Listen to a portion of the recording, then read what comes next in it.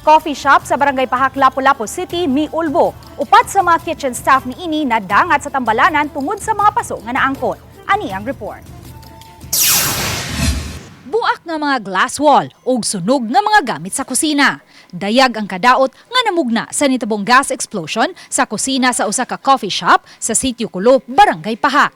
Base sa investigasyon sa Lapu-Lapu City Fire District, alas 4 kagahapon sa hapon, aksidenteng nasabud sa apron sa cook ang valve sa gas stove hinungdan nga mihungaw kini.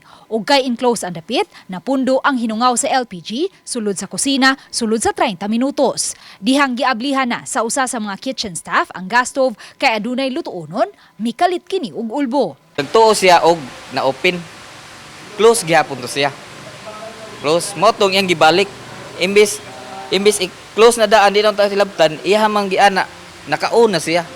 Motong paggawa sa gas, 30 minutes, nasa CCTV. 30 minutes siya, wala pa'y nagluto. Pag human sa 30 minutes, nanay ning on sa gas stove.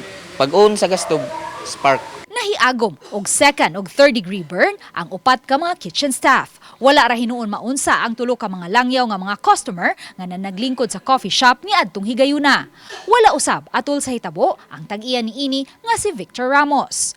Wa na magpa-interview at tubangan sa camera ang tag-iya sa coffee shop apan iyang gitataw nga giabagan niya ang tanang gastuhan sa tambalanan sa iyang mga kitchen staff.